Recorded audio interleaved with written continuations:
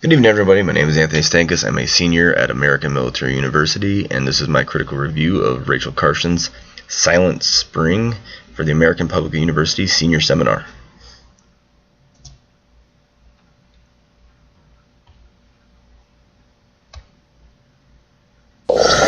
Chemicals are the sinister and little recognized partners of radiation in changing the very nature of the world, the very nature of its life.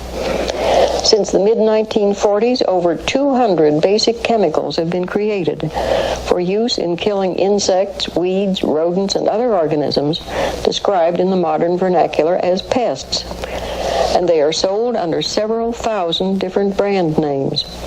These sprays, dusts, and aerosols are now applied almost universally to farms, gardens, forests, and homes. Non-selective chemicals that have the power to kill every insect, the good and the bad, to still the song of birds and the leaping of fish in the streams, to coat the leaves with a deadly film, and to linger on in soil. All this, though the intended target may be only a few weeds or insects. Can anyone believe it is possible to lay down such a barrage of poisons on the surface of the earth without making it unfit for all life? They should not be called insecticides, but biocides.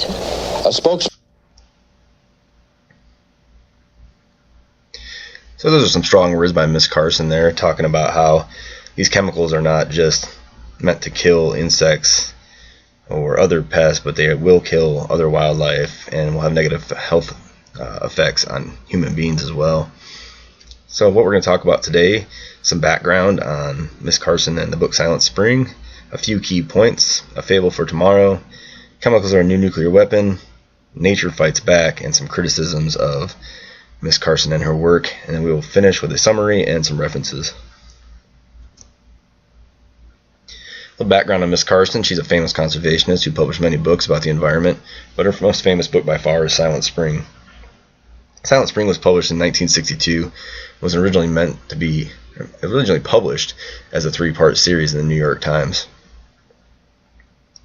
This is one of the most important environmental books in the history of the United States, if not the world. It exposed many of the hazards of the bio and agrochemicals being used at the time, pesticides, insecticides, including one of the most famous ones, DDT. It's one of the original books to point out the harms that humans can cause to their environment around them, in this case specifically with the use of chemicals in the environment. This book is attributed to helping with the banning of chemicals such as DDT in 1972 because of the social outrage that was created by people reading the book and the three-part series in the New York Times. A Fable for Tomorrow. So A Fable for Tomorrow is actually the title of the first chapter of the book, but I feel like this started the book off in an excellent way because it used a fictional town to paint a picture that we as Americans can all visualize being our own hometown.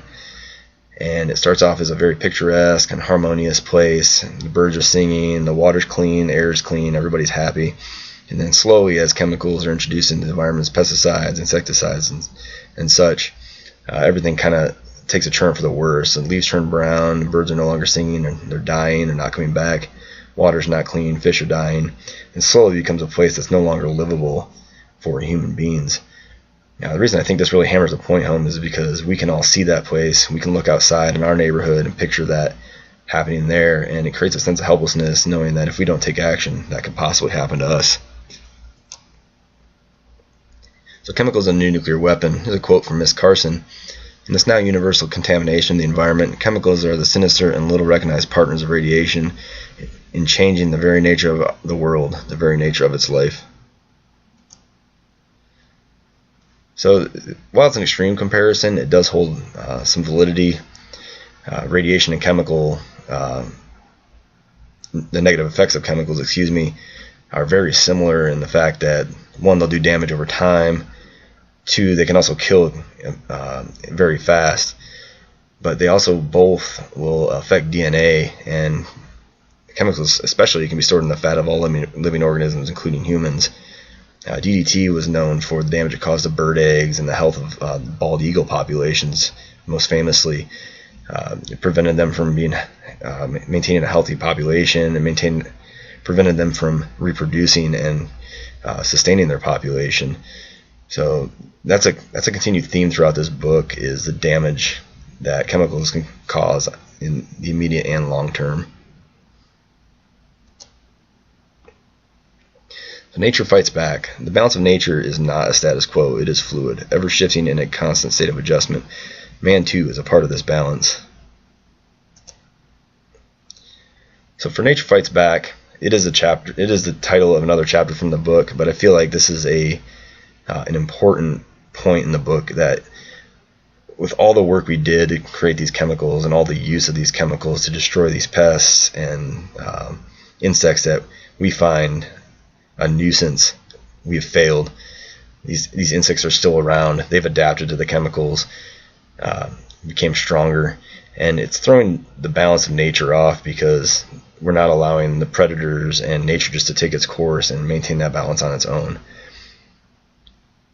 But it is well noted that insects and nature itself will adapt to these chemicals over time, causing us to have to come up with new chemicals over and over and over, and the process will continue, where in the end we could just let nature do its thing and adapt to nature instead of making nature adapt to us. So some criticisms of Miss Carson's work. She faced a lot of issues with her credibility as far as other scientists and chemists during her time. They called it into question quite a bit. There was one Secretary of Agriculture, Ezra Taft Benson, that said she was probably a communist in his private ratings to Eisenhower. While probably a communist has no weight as far as science is concerned, it shows you the kind of obstacles she had to overcome at the time, especially in an age where women still weren't necessarily considered equal in their work in the field. The criticism even continued today with modern chemists still saying that chemicals are safe for use. Scientists from Competitive Enterprise Institute, a scientist, was quoted as saying, "Agrochemicals have not caused the sinister ills Carson predicted. In fact, it is in her anti-chemical legacy that now poses a global risk to both the food supply and the environment." So scientists today are saying that because of the anti-chemical legacy that Miss Carson built, it's making it hard for them to use chemicals in order to sustain food supplies, in developing nations across the globe. They think that they have to use chemicals to keep pests from eating the food supply and creating food shortages, instead of using alternative means, maybe natural insecticides and pesticides. But the research does show that Miss Carson was correct, that these chemicals are harming the environment, but many people will still argue that they are not harming the environment and they're safe for human consumption. So in summary, today we talked about how Silent Spring was ahead of its time in research as far as the harmful effects of chemicals on the environment, and how it is one of the most important environmental books in history. The story of a fictional town makes us all visualize damage in our own hometowns. Pesticides and other chemicals' negative effects can be compared to those of nuclear fallout, more specifically radiation, and how the immediate and long-term effects of chemicals and radiation are similar. Nature will find a way to adapt to chemicals we introduce, and our chemicals are throwing off the balance, so we should just let nature create balance on its own. And even though the evidence strongly supports Miss Carson's research, there are still many opponents of her research and work today.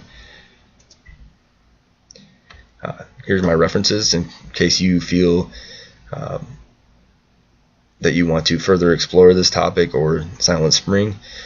This actually concludes my critical review of Silent Spring. I appreciate your time, and I really look forward to meeting with you and working with you in the future.